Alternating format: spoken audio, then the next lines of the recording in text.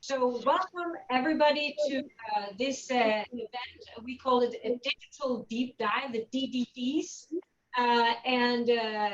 Digital Europe is really trying to create these kind of interactive sessions where we discuss policy and how to advance one of our major priorities this time for the EU-US collaboration and the TTC, the Trade and Technology Council. So how can we basically unlock the potential of the transatlantic collaboration and very long-term partnership on technologies and on international trade? So we know that we are, the next big thing is the summit in Luleå in Sweden under the Swedish presidency.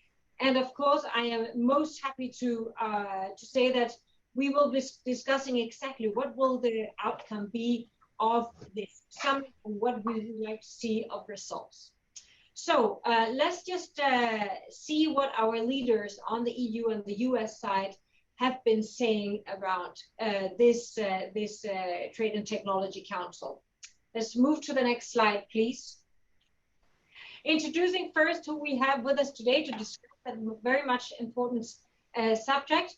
We have Tibor Kleiner, who's been leading this from DD Connect from the start, and with whom we have a very good collaboration on the 10 different groups and the outcome of this, delivering input, very good dialogues with GD Connect on how to shape the TTC. We have with us our one and only My Bergdahl from the Swedish, one of our Swedish members, Director for Trade and Standardization for Teknikföretagen in Sweden, representing the Swedish industry. Pastora Valera, who is actually at the board of Digital Europe and representing Cisco also. She's the Senior Vice President for Public Policy and Government Affairs, and is also the champion of EU-US relations here in Digital Europe. Last but absolutely not least, but we have Michael, with whom we have worked very well. Michael, I know that you might be leaving Brussels soon. I just want to personally thank you very much for your contribution. The collaboration with you has been actually absolutely excellent, and we shall miss you and hope to see you soon in another function. So Michael is the Minister Council for Commercial Affairs in Europe for the US mission in the EU. Then we have Veronica, head of Europe and North American Development in the Swedish Ministry of Foreign Affairs. And as you might imagine, responsible for arranging everything in Luleå. So she will definitely know what the plans are. And of course, we will try to heavily influence you on what the industry sees as the major targets coming out. Last but not least, we have Rachel Ponte, and she is Director of the European Government Affairs from Schneider Electric, one of our members leading on green tech, leading on energy efficiency, and many other things that are relevant for the TTC. So welcome to everybody, and let's jump then to the slide on the leader. So what's the idea around this Trade and Technology Council? Well, Ursula von der Leyen took a very kind of focus on the future. How do we shape our digital future? It is no secret that digital is born global and digital is scalable. So for both US stakeholders and EU stakeholders, we need alignment on the in the transatlantic market on technologies to grow, to scale, to collaborate, to be interoperable, and to really boost the, for example, green transition. So what she says is the TDC is a forum for addressing technology challenges and shaping the digital future that reflects our common values. Where Biden took President Biden, took a little bit more a security angle, saying the United States and the European Union are working to reinforce through transatlantic cooperation our essential security interest and resilience of our economies. I would say resilience of our economies, and of course also our security situation is the center here. And I think today we're going to discuss exactly that, because technology is at the future, at the heart of the future, both of the green transition, of our at the heart of our security situation, and of course at the heart of any innovation in society. So let me try to present a little bit what we have been doing on the TTC. So we started our engagement at the TTC at a very early stage. We've been a part from the start, participating in 2 of the summits, even before it was called the TTC, publishing a paper on the 10 things that we would like the collaboration to focus on. And I think we can say that we were successful, and I want to thank the policymakers for listening, because without industries that are supporting this initiative, in the end, where will the jobs come from and where will the innovation come from? So thank you so much for that. Let me jump straight to some of our recommendations and focus points so we can also get into the discussion very soon. First of all, of course, our engagement is key. The stakeholders, both civil society and industry, and we have focused at a few things under AI. So there's really been a big focus at creating a common roadmap for AI. And what Digital Europe has just done lately is that we have sandboxed the AI regulation coming out of the Commission to see these global unicorns. What are the requirements on AI from them? And there are 2 clear messages. One, we need a clear risk definition. So what is high risk, common definition on international stage on what is high risk and what is not high risk. So that could be really beneficial. Second of all, we need international standards because we grow across border in the EU and the States. So can we align with the standardization agenda on AI? And I would say this sandboxing exercise could be one of the major deliverables coming from this Lulo summit. How can we as an industry help to define, amongst others, the requirements for international standards, but also the sandboxing of a common risk roadmap for AI and potentially the criteria to evaluate that. We're doing that right now with 10 scale-ups. We're happy to expand that to be a transatlantic program. So looking at cybersecurity, we all know that the EU-US cyber dialogues is not a part of the TTC, but let me take the opportunity to congratulate both sides of the Atlantic. We have now seen the US strategy on cybersecurity. It touches upon everything that also the EU is working on: critical infrastructure, security in products and services, how to do vulnerability sharing, information sharing, how to handle emergencies. We would like to see a closer collaboration here, and of course, cybersecurity standards in products and services could definitely be one of the areas where we make a common roadmap. Here in the EU, it's called the CRA, but it will end up in standards, and it's the first time that we have to make standards for software. So this could be definitely one of the areas that we have a close roadmap and work together. It is a growing concern. Information sharing. I'm a part of the Aspen Global Cybersecurity Group, and one of the things that we discussed there is exactly how do we share incident reporting? Do we have a common standard agreed amongst our democratic allies on a standard for information sharing? Another area that could really be a concrete outcome. Then looking at green tech. Well, green tech, well, that's where we really should collaborate on a market level also. How can we give each other access to incentive schemes, funding, common research and development, and make sure that we boost our strength positions in green tech? We have companies here today as Schneider, but we have many, many companies in Digital Europe. Also, a lot of our new unicorn members are basically focusing 100% on green tech. So can we create a common transatlantic market for green innovation, boosting innovation in energy consumption, reduction of energy consumption, greening up the economy? And of course, one of the things that we're doing right now is defining the standard for the digital product passport, amongst others, with a matrix on how is energy saved in this product, and what are the sustainability requirements. That is a common standard that we could align on and make sure that we have a common understanding on how the digital product passport for green products are done across the transatlantic market. So let me jump to the next slide. So looking at raw materials, of course, as we all know, the need for critical raw material will explode. And what do?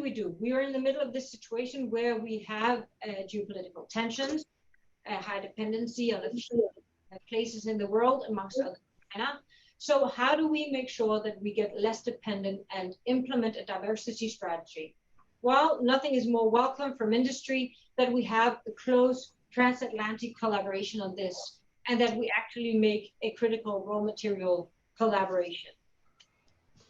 We need to make sure that our economies are stable, and I would see the collaboration on raw materials is critical both for the stability of the economy as a whole, the financial stability, but also in security.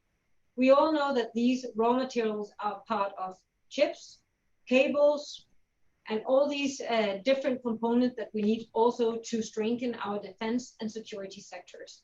So somehow we need to collaborate on this, ensuring that we have the critical supply and components to be secure and to be keeping our economy stable, and basically also for the green transformation to basically enhance those innovations. Then, of course, looking at 6G, you can say that what US has, how they have led on cloud, EU has led on 5G and 6G.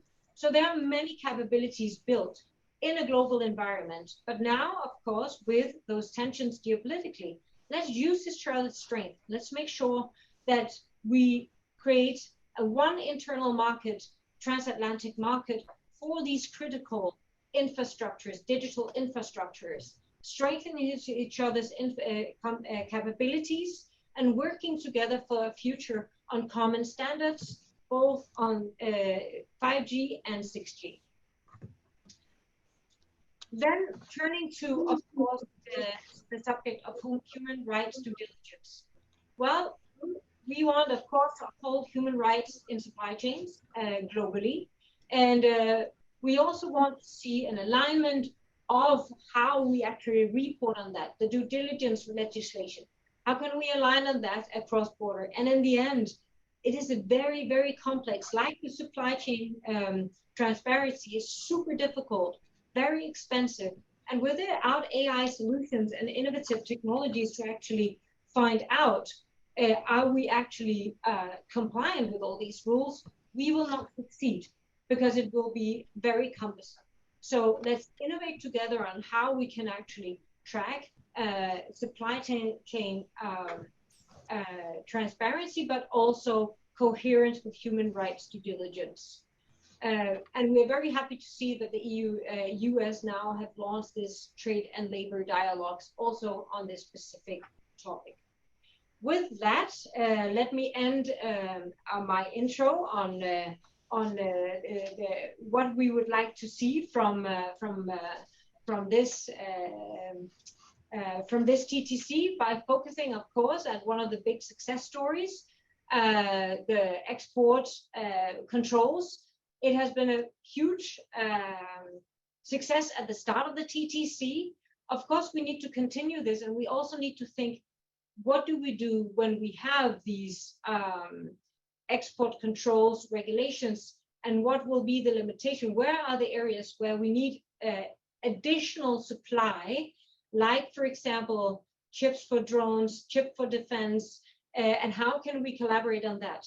So we have less dependencies, but also that we have the right supply to make sure that if we are in crisis, that we can deliver. It has definitely been one of the things that we have learned from the Ukrainian war. I would not say call it the Ukraine success story. I would say it was a success story to address the terrible things that are happening in Ukraine at the moment.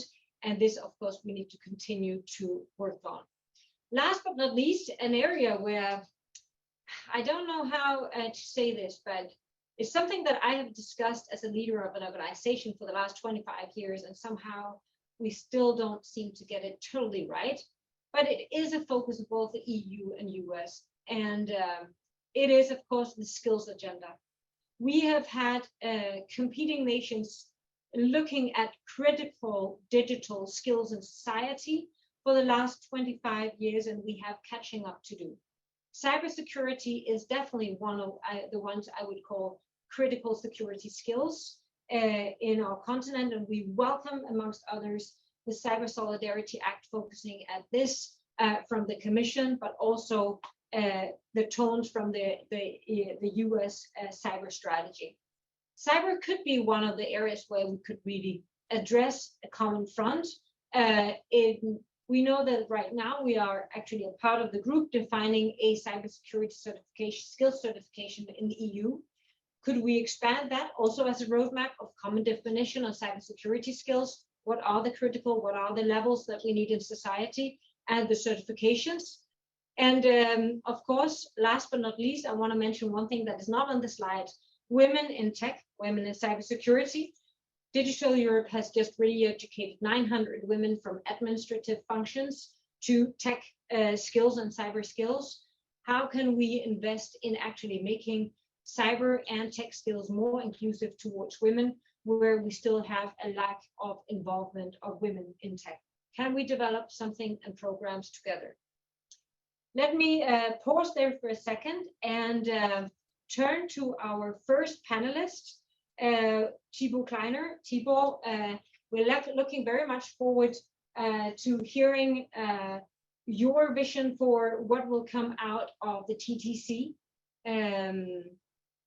I hope that I can have Thibaut on the screen. Thibaut, we're very much glad to have you here today. And so approaching the next TTC, what would be the main things that you would like to see come out of this? Is there a concrete focus? If you could only choose a few ones, and how is that? I mean, is it progressing already behind the scenes now? Thibaut, please. Thanks a lot, Cecilia, and always pleased to be invited in your events. And thanks a lot also for your introduction. I think that this is spot on, if I may say, and it fits very much with the discussion we have currently with the US authorities in finalizing our joint statement that you will see also for the fourth TTC already. I mean, it's difficult to believe that time flies, and in Luleå, and I put, as background, the place where things will happen, in Luleå, where we will have discussion in the north of Sweden. We are very excited about this TTC also because it's reaching a stage where all the work that has taken place in the past month is really now being delivered concretely. So in a way, what I expect from this TTC is somehow, on the one hand, something which will be again, I think, business-like. It's a running enterprise. Somehow, this TTC need the fourth event going forward to the fifth one. The principals know each other. They have already exchanged on many topics. But I think what we see in this is the opportunity to showcase very concrete results. And I think really the Swedish authority, and I think that Veronica is doing a fantastic job also assembling a very nice program with stakeholders, but also site visits on world-class clean tech technologies that we will showcase also from the EU. What I expect from TTC4 is basically concrete deliverables, concrete results. On the tech front, I think that we have three themes that we are putting forward. The first one is really on emerging technologies. That is really a running theme, but where AI, I think, is likely to be a big highlight. We have, as you may know, this AI roadmap. It is really progressing well, and we will showcase progress in terms of how we are getting closer to some standardization deliverables there, and also common vision and input.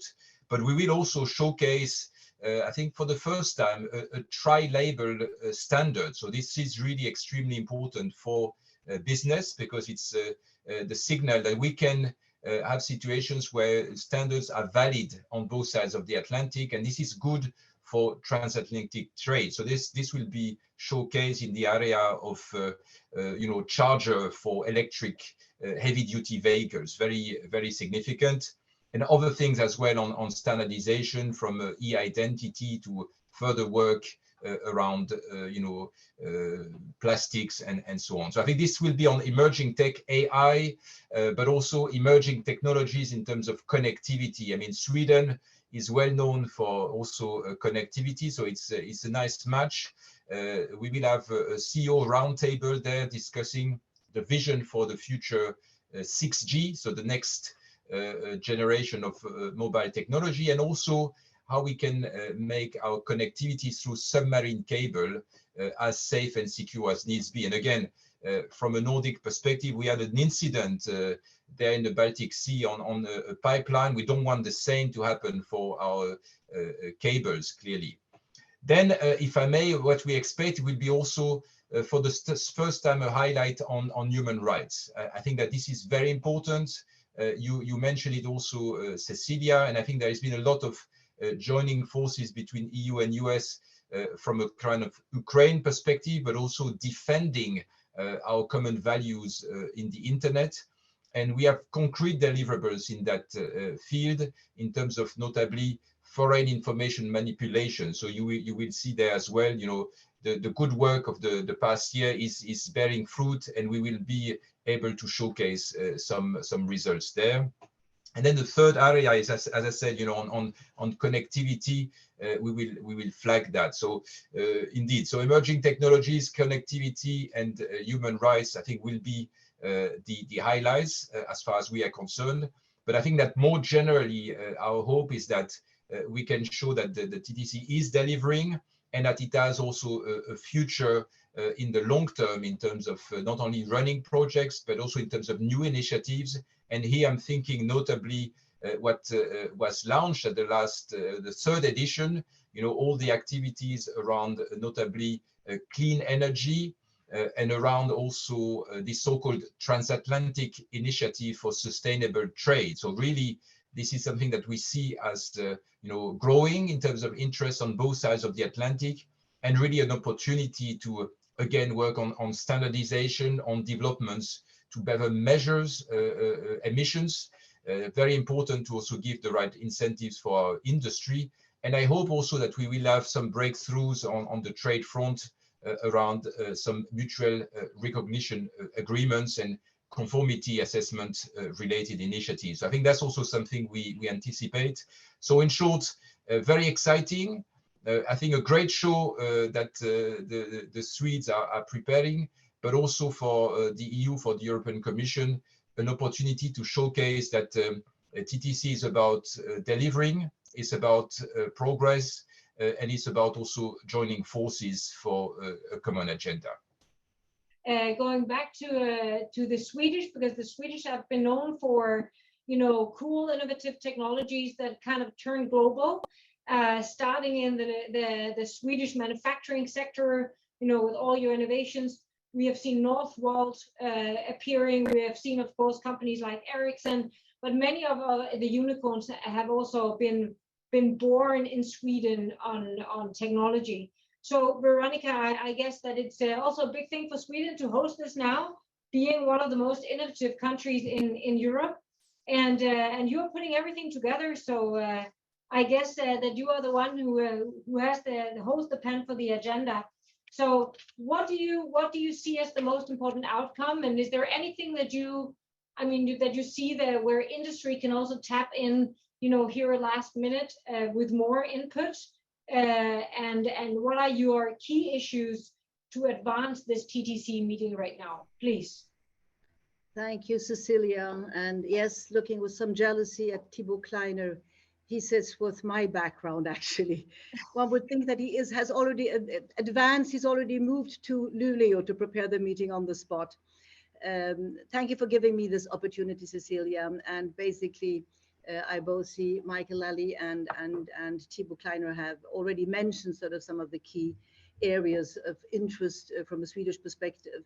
But let me start as you did, Michael, just before me. If you say what are the, and also this said, you know, we have the Swedish EU presidency, but TTC's strength, sometimes perhaps also limitations, but I think in the long run is a strength, is that the discussions, the cooperation is between the Commission, the institutions, and Washington and the US side. And it doesn't necessarily draw in all EU member states on a continuous basis. Yes, sometimes some will say we would like some more insight on the sort of technical discussions going on. But I think on our side, it's not only Veronica thinking, but on the Swedish side, we see how quickly we have progressed because you've had this unique cooperation. And then we look at the council conclusions we follow the work in the working groups, and that allows for progressive and effective cooperation between the EU and US. So let me first say, if you ask what was sort of the Swedish input as a rotating EU presidency, first of all, venue. Yes, Michael talked about Pittsburgh, and we followed very closely and were very pleased with that choice, because I think it is important. Sometimes when we talk with people, both Swedish industry and now the press, of course, having the presidency is getting more and more familiar to the concept of TTC, but it can often very quickly become very theoretical. You know, what exactly does a Trade and Technology Council imply? You have to make this more concrete. I think many Swedish companies now, given that we have the presidency, but I would assume that's not the case for all other EU member states. Now, I think at least on Swedish side, they're all most familiar with the term and actively lobbying and trying to be part of the agenda and to be the stakeholders that you wish to meet and discuss with, to see that common standards, common rules and regulations are adapted to the realities of our stakeholders. So choosing Luleå was exactly as the US did with Pittsburgh. For us, it's a way to show that, yes, we have in northern Sweden the same environment. It's an area which has been been an area in economic downturn, in population decline, which the government has fought for many years.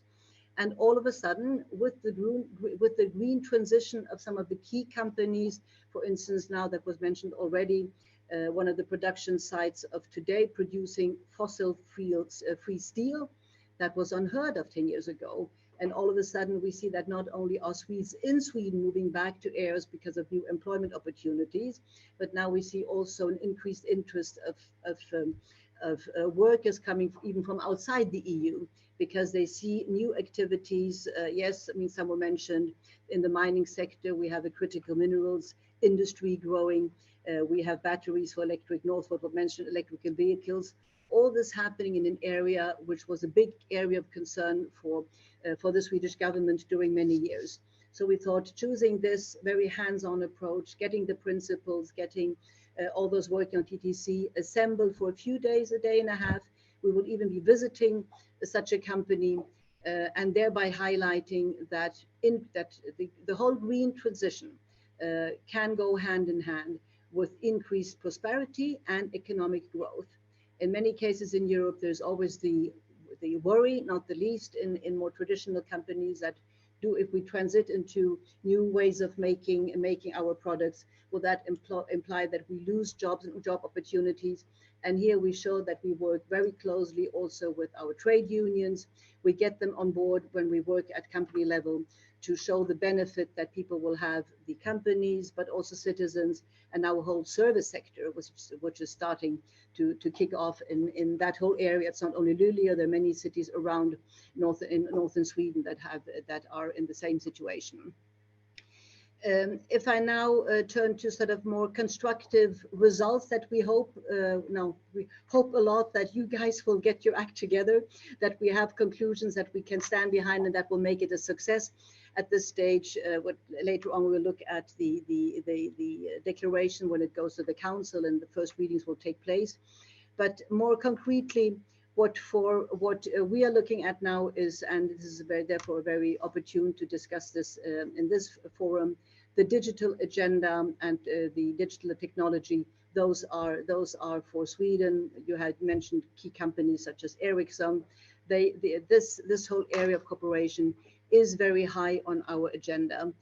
and we see that this, in the long run, if we can have, go hand in hand with the EU and the US, this will deepen our trade ties that will benefit our companies, that will benefit our workers, and at the end of the day, our citizens as well.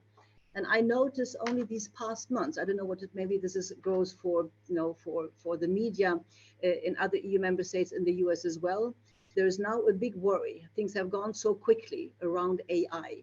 So I think if we can achieve concrete results around the roadmap for AI, given that first it was seen as this fantastic opportunity, and now, as you said, therefore I was happy that you mentioned the issue of human rights as well, and the issue of integrity. Now we feel the past few months only, you get a much more critical view and worries, actually. This is going perhaps too fast. We don't have the necessary legislation in place yet.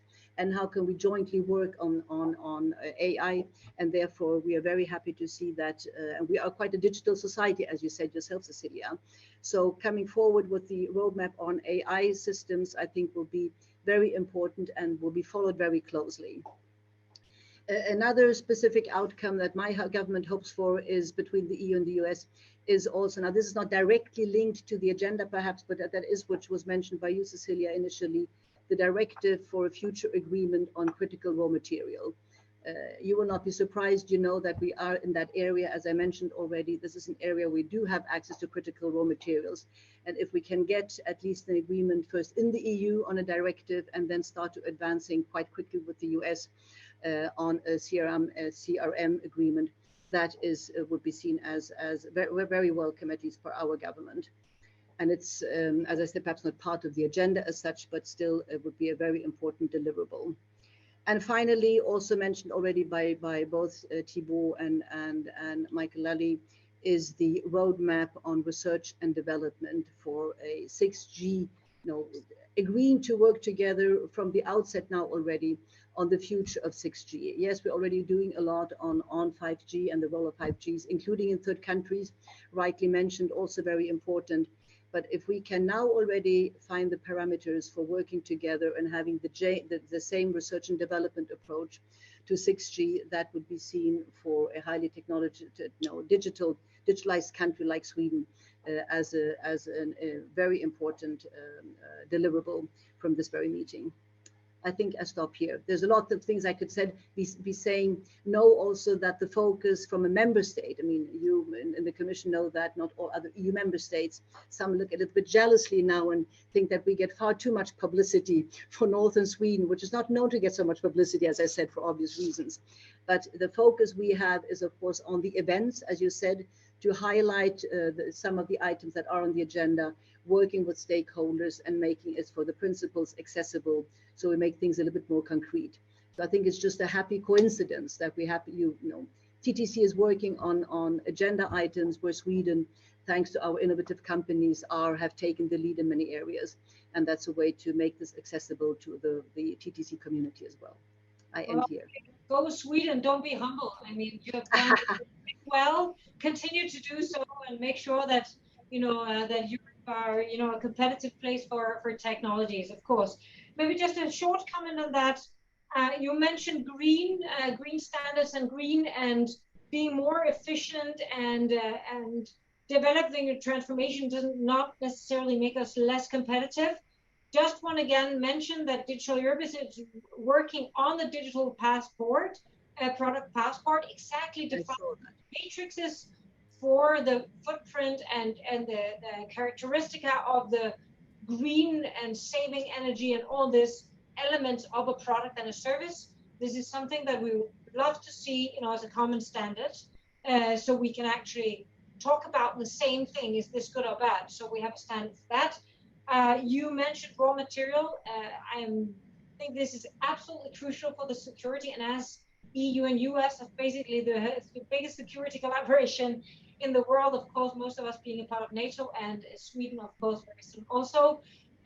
This is critical for chips, it's critical for security, and it's an area that we really would see, like to see the collaboration. And then maybe just jumping 6G, I commented on before, on the AI roadmap. We just said, can we have common definition of risk categories? Can we have principle for usage? Can we have common standards to make sure that products and services can grow across borders. But one thing, please don't forget in your roadmap that the worries of people does not necessarily come from the opportunity or the what it can do itself, but from the lack of understanding on how this works and how to handle it and how to use it. Europe and US still are lacking far, far, far behind a digital enlightened democracy.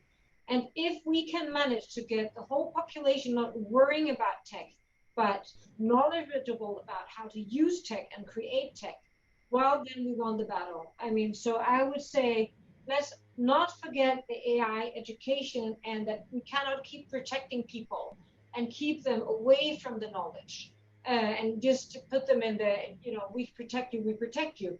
We need to enable them. That is the future of how to become a digital enlightened democracy. Okay, let me jump to the next speaker. And, the perfect transition to the next speaker, Pastora, as you said, also a champion of EU-US collaboration here in Digital Europe. And I would like to hear, we are talking about exactly this upskilling of the workforce. How can we work together?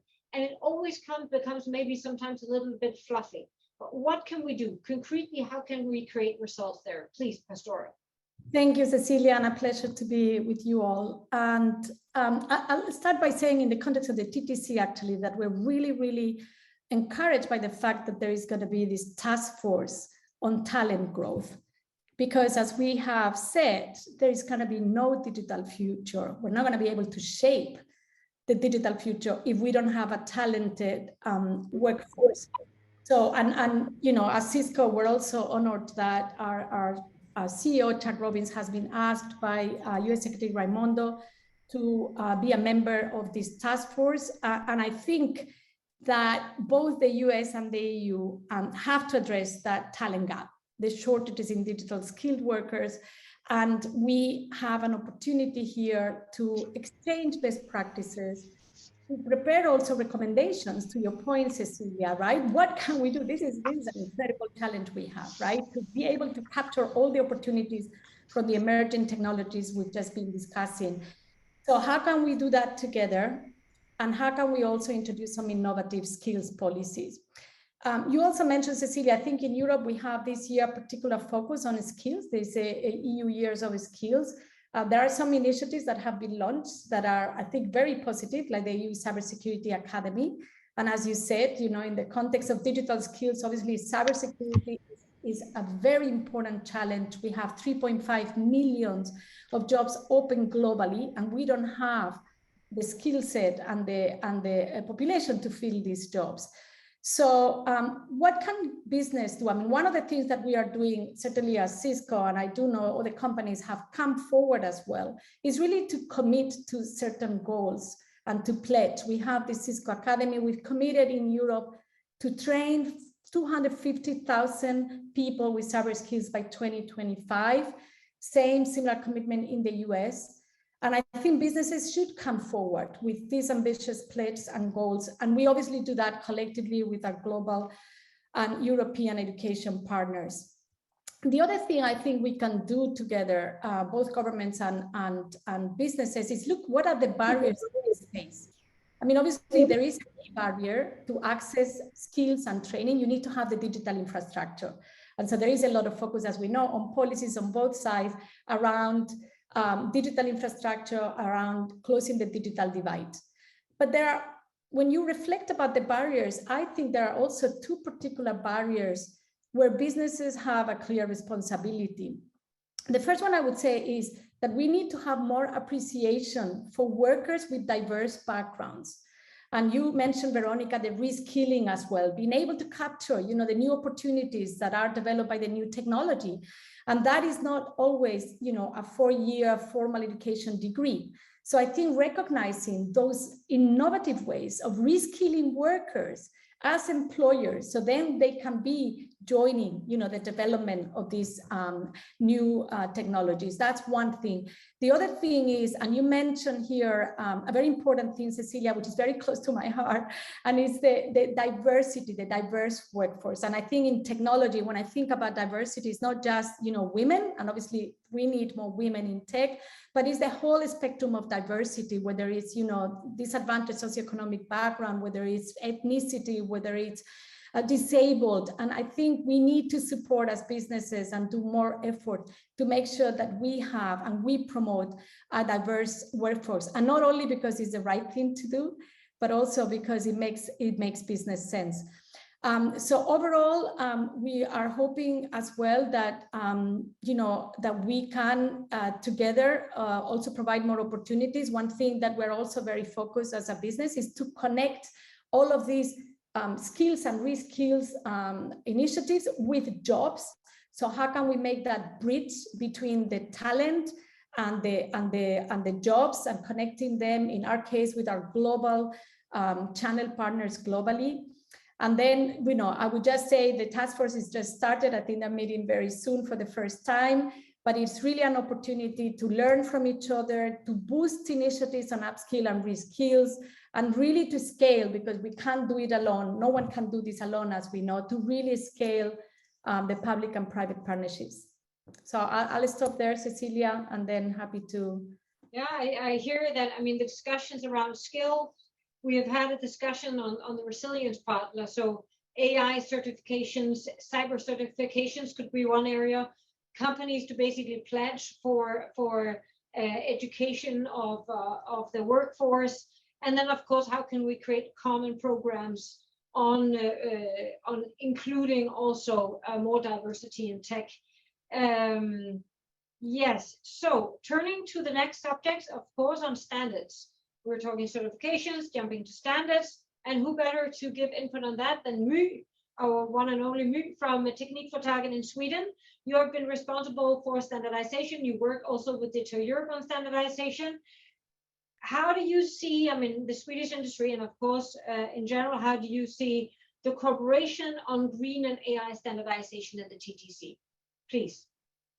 Well, thank you, thank you, Cecilia. And sorry to say, it's not about a connection, as I think was said before. We do have quite good connections in Sweden, but I am recovering from a terrible cold, so I hope you bear with me with my voice, and that the voice will also stay for the entire session. Well, thank you so much for inviting me. And this is a very timely discussion, not only on standards, of course, but on all the topics for the TTC. And this is indeed a very esteemed panel, so I'm quite honored to be part of it. I just like to say that I think, standards are becoming more and more in focus lately. But I wouldn't say they're necessarily becoming more important, because what I see is that they have always been very important. I think that perhaps it is the fact that the importance of standards has become more clear to many new stakeholders or many people, perhaps not least to policymakers, which, you could see that as good and or as bad, I suppose. So, we have seen some aspects of that lately.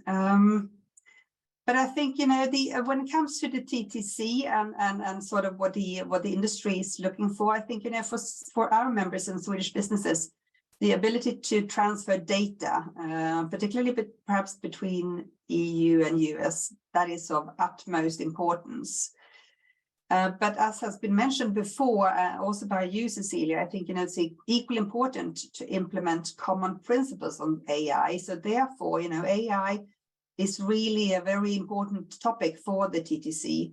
And I think we need to focus on joint efforts to international standardization, both on AI and green. And I would like to thank previous speakers, indicating the need to think about international standards as not just being transatlantic standards, but we have to have a view on sort of the whole globe, because this is truly a global topic. We need to have, the benefits of having common global international standards. That means we all have to agree upon them. But strengthening the trade relations in different parts, be it on standardization or other things, it's also a key priority, of course, for our members and for the business community in large in Sweden. And I think the EU and US could leverage the TTC to facilitate trade and actively engage to promote compatible standards and to cooperate in international standard settings, as I said before. And I think also we need to further deepen the cooperation between across the Atlantic on research, development and innovation. And that be also on AI, but on green as well, of course. And then also, as was mentioned before, I think even though cybersecurity is perhaps not a topic for today's session, I'd like to highlight that it's very important to have, also cooperation there. So I think what I see the TTC is it's a principal platform for increasing this mutual understanding and concrete cooperation between our regions. And I want to highlight that while there is vast potential for cooperation on global standard setting in the international fora, I think we need also to continue to seek solutions at a systematic level and not focus perhaps on new emerging technologies and specific sectors or technology specific. And in this regard, it's also worthwhile, I think, to remember the standards often rely on multiple pre-existing standards. And as long as we do not address the issues of differences between the US and EU in equal infrastructure systems, we will still struggle and have some barriers to trade that would limit our possibilities to reach our joint political economic objectives. So I think, we also need to try to understand a bit better about how our different structures work and try to come across and find, ways where we could actually perhaps align those more. And what I heard earlier from Thibault about the MRA and the possible approach towards having more mutual recognition as a result of the TTC in Luleå, that sounds really good to me. So just to kickstart, as I said, the standards and standardization is super important, of course. I just want to highlight as well that it's not policymakers, it's not MTAs, and it's not others who will do the work. It is the specialists, it's the people working in industry that does the actual concrete work on standards. So I think we need to devote time to that, and we need also from business perspective and from political perspective see that it takes time to deliver standards. It has to take time. It's a sort of bottom-up work, and we need to devote enough resources to it and sort of have some patience as well, because it takes time, but it's worthwhile doing. So thank you, Cecilia. Yeah, thank you so much, My. And also we are now present in the Commission's high-level group for standardization in all three groups, both in resilience, in digital, and in green. So, and thank you also for driving this agenda in digital. Let me jump to Raquel. I mean, one of Europe's green champions, right? And looking at the TTC, how do you assess it? And what are the results? Concrete examples on that. Mm-hmm. Good. Good morning, everyone. Thanks, Cecilia. I think indeed from our perspective, from a company point of view, the fact that we have this closer collaboration and that there's a very good synergy and a very good environment of trust and confidence on the both sides of the Atlantic is definitely something that we welcome at the company. And that just creates another environment which is positive for any industry that wants to thrive, especially in light of all the challenges that we have, which are global challenges. We talked a lot about artificial intelligence, about skills. These are all global things. So I think from a company perspective, we definitely see value of the TTC in addressing these and facilitating the relationship on the two sides of the Atlantic. To make it very concrete on our assessment, I think one point we definitely can highlight as something positive and valuable coming out of the partnership. It was already mentioned by Michael, is the semiconductors. and all the alignment on that. I think this is something that we really take on, as a main highlight. Also, alignment on data privacy legislation and standardization. I think that's also something important that we take on. And overall, I think we have a very good basis for continue working on all these challenges that are coming. And from our perspective, of course, what we are looking forward to is really to, work together on really scaling up the digital technologies, looking at the different aspects that we need to work together, whether it's in terms of skills or standards or methodologies. I think I will leave some more concrete examples for that for the next part of the debate on how we can in practice how the TTC and the meeting in 2 weeks' time can start tackling these aspects. I mean, we are very short on time. I see myself being squeezed. So please, if you have the concrete examples now, please just. I mean, I know that you've been very active on the DPP, for example, right? I mean, are there you would like to highlight as concrete examples? Yes, exactly. In terms of how can we, scale up, which is the topic of today, how to scale up digital transformation, digital technologies. Yes, perhaps there's been a lot of talk on standardization, on artificial intelligence, on cybersecurity, and I think here I definitely meet the point of view of the different speakers that let's take as basis what we have, what is internationally accepted in terms of standards for cybersecurity, build on that rather than recreating the wheel. As Mu was saying, it's long processes. So we really support that. And then perhaps two aspects we could or two initiatives we could suggest for discussion within the work stream of group number 2, the clean technologies. Climate and clean technologies, perhaps on 2 different levels. More on a high level, maybe we could take the opportunity to discuss either a joint declaration or some concrete commitments from both sides to present something towards the COP later on this year, and to highlight how digital technologies can contribute to the decarbonization journey of several industries.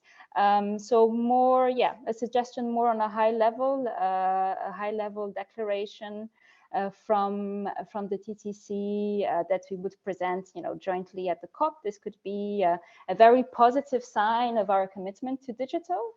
And then perhaps some other suggestions more on the detail of things. And Cecilia, you were mentioning the digital product passport.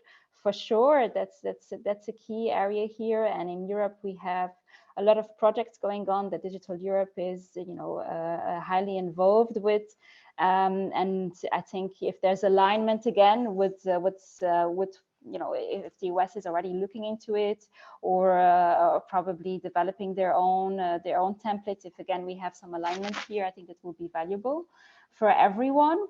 In addition, I think one particular deliverable that we could work on is to take inspiration from, for instance, the work that the European Green Digital Coalition is doing in terms of creating, a set of indicators and metrics on how to measure the contribution of digital in terms of sustainability, in terms of emissions to different sectors. If we could take this work that is being doing at European level and see, discuss it with our US partners, how we can develop something again more broad. And I think this would be something very concrete to help accelerate the uptake of digital in other areas. The Green Digital Coalition, led by the Commission, has some concrete case studies. They're working on methodologies. If we could bring this to the table, perhaps of the working party number 2 or other working parties within the TTC, I think this would be something valuable for in accelerating the uptake of digital. So perhaps I stay with these two, and I can later on bring other to the table, but not to monopolize the discussion, of course, and let others also contribute to that. Yeah. Thank you. So common metrics for digital's contribution on energy efficiency, etc., and other sectors, of what the Green Deal Coalition is doing, and the DPP, so the standard for sustainability in products. So two very good and concrete examples. Thank you so much, Raquel. I want to jump back to Pastora. So hold on, Pastora, because I want to ask you a bit on one of the big successes, export controls. We, of course, saw the terrible aggression of Russia towards Ukraine. It has gathered all of us in defending the democratic world, and of course supporting not least our friends and our relatives in Ukraine. Export control has really become a central part of foreign policy. So if you look at, as a transatlantic champion, what would be your priorities in export controls? Yeah, thank you, Cecilia. And as you said, I think if we look back, clearly one of the most successful outcomes of the TTC was really the alignment of the US and the EU and the G7 partners on export control measures against Russia. And as you say, as industry, I think we recognize that governments are trying to keep sensitive technologies out of the hands of repressive regimes that are undemocratic.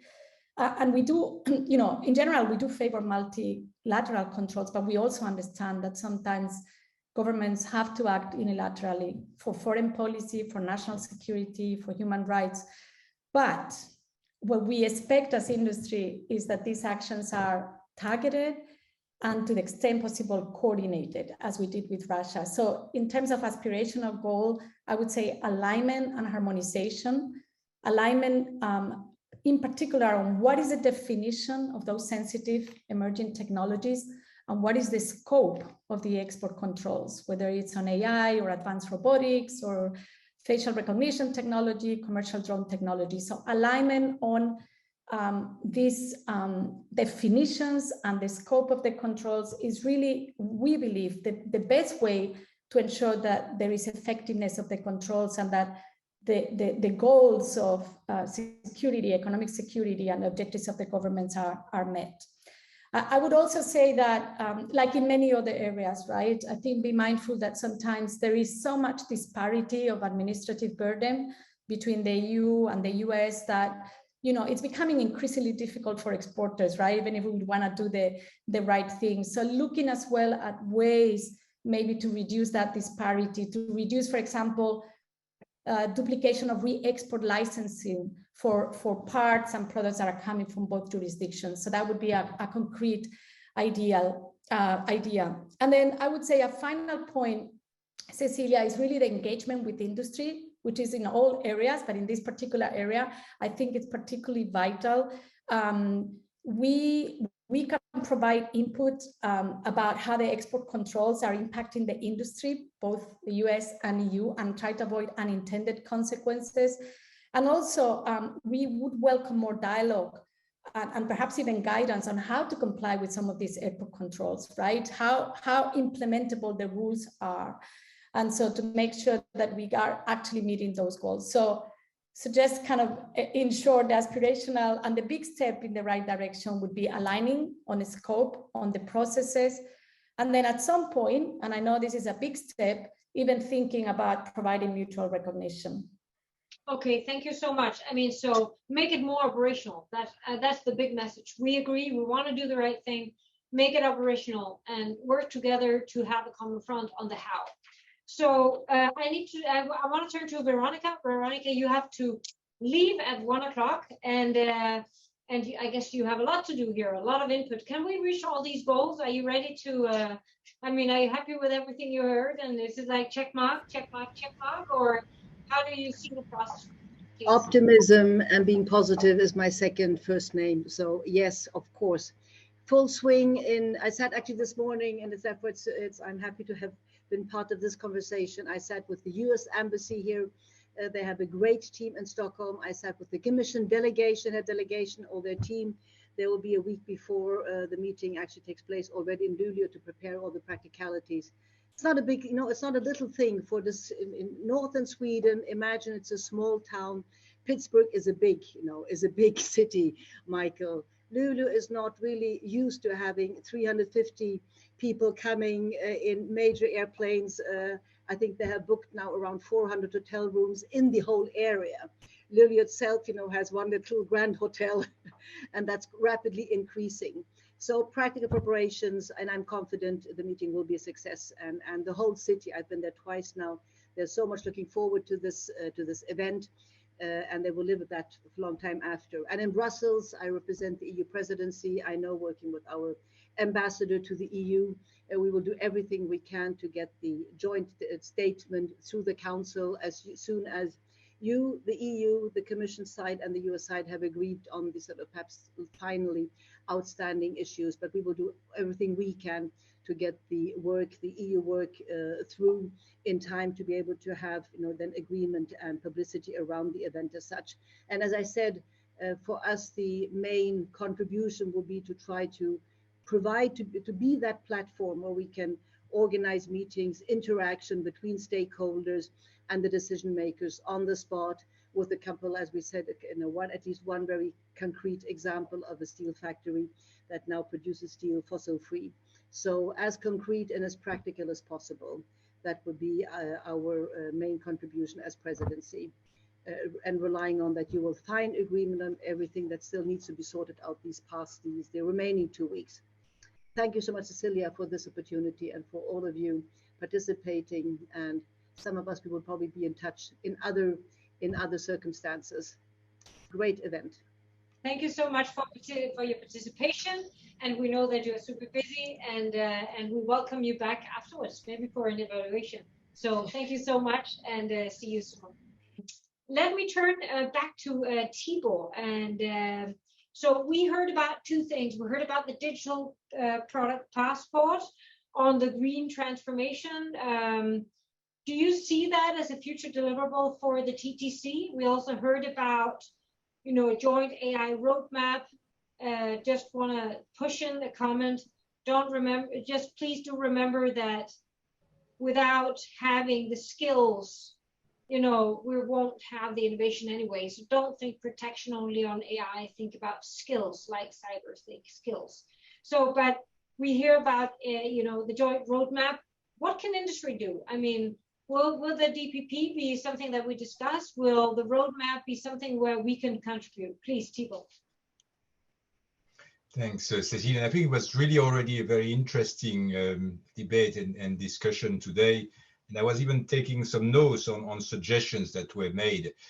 I think in a way, there is opportunity, because if you look at these two aspects, skills and product passport, actually already now in the TTC activities, there are placeholders and concrete elements. We have this trade and labor dialogue, where at stake is also, what was just said by Michael, the issue about the concrete impact for people and jobs from the digital and the tech transformation.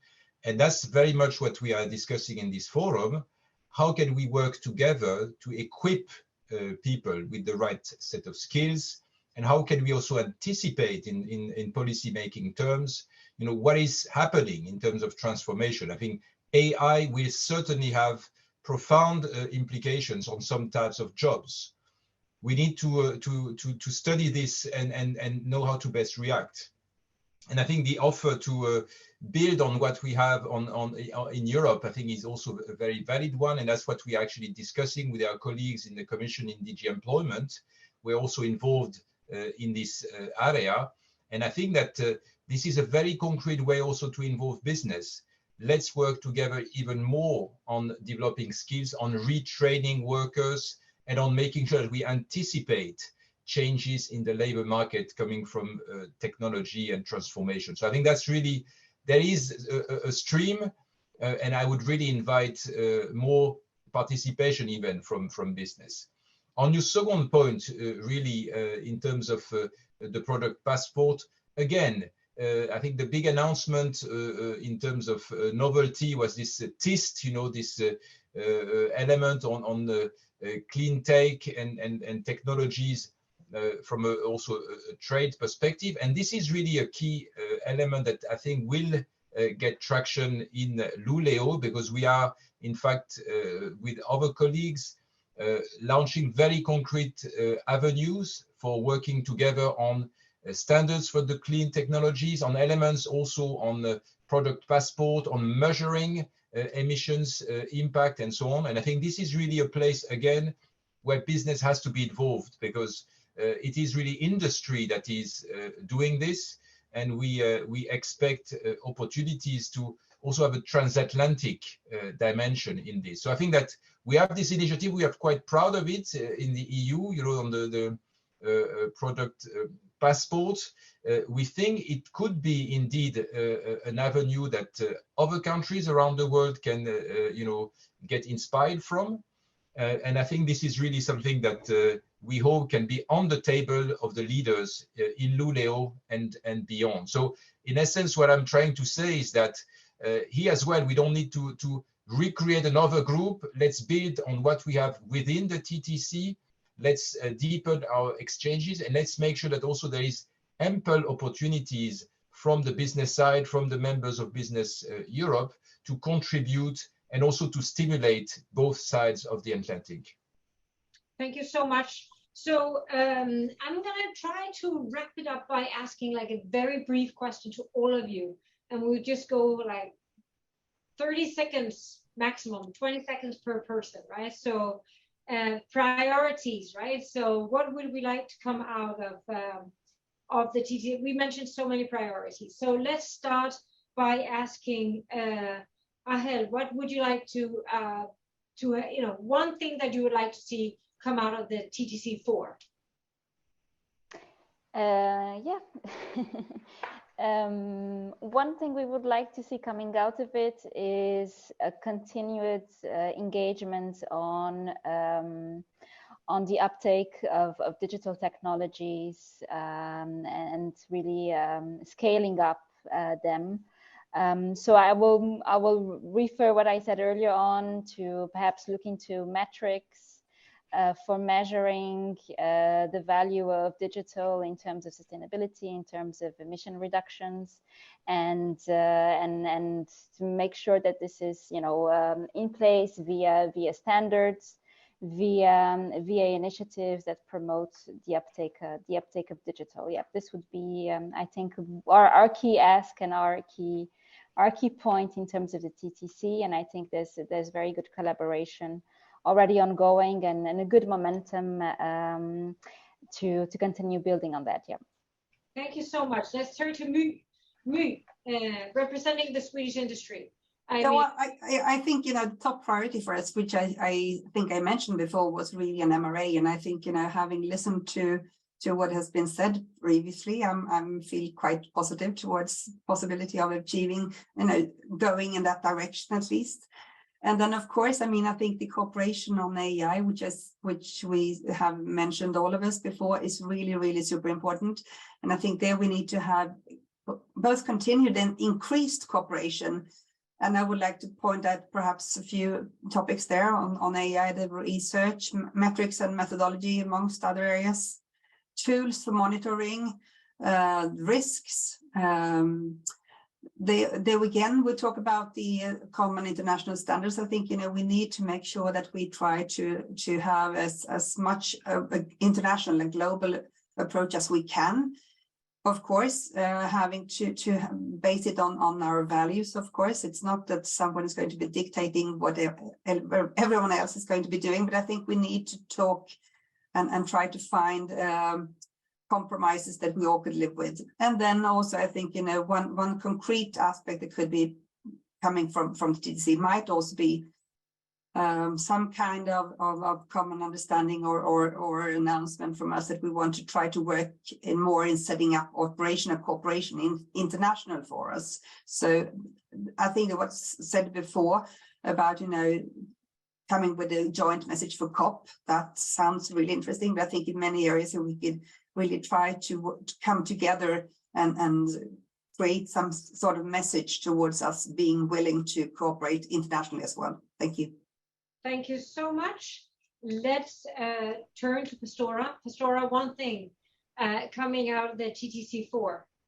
Right, so I think overall, and it's already been said, joint standards on clean tech, on emerging, on cyber, and recognizing the foundational importance of international standards. I would say that's one. The second one, I think we need more and more concrete wins. Thibaut, you mentioned a few of them. We need more of them, right? Industry is ready to provide ideas. I think, Raquel, you outlined some of the ideas in the clean tech space, and there is a lot of room for doing more together there.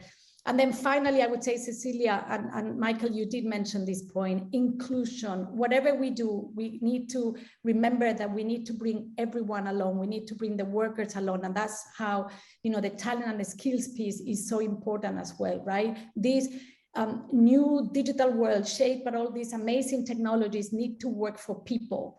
So the people element has to be central to everything we do in the context of TTC. So now it's up to me to try to summarize a little bit, and then I'm going to ask Michael and Tifa to comment at the end. It's going to be hard because there's so many things, and I don't want to repeat myself in the start, but narrowing down focus, I hear the last thing just mentioned, common investment framework in creating digital skills, not only in industry, also in schools, making sure that we are the leaders and that we don't have fear in our populations, and that companies have the right skills to basically boost their innovation in a common market. That common market should, amongst others, be for 6G, for green tech, for AI and emerging technologies, quantum, and making sure that we really boost those investments and have mutual recognition, common incentive plans, etc. Standards in exactly the areas that I just mentioned. And of course, AI, cyber, green tech, 6G, connectivity, etc. And not leaving out one thing that was mentioned, but not in this last round, raw materials and semiconductors and other critical supply. How do we make sure that we can look ahead? What we faced was when the Ukrainians asked us to support them, it was not only on semiconductor, it was on cables, it was on connectivity gear. What are the critical supply in times of crisis, and how do we make sure that we actually have a buffer to address things that we don't want to happen that might happen? So raw material, absolutely critical for that. The digital industry will be booming, and we need to make sure that we have the right critical supply of raw materials to actually address that need. Last but not least, international third country collaboration.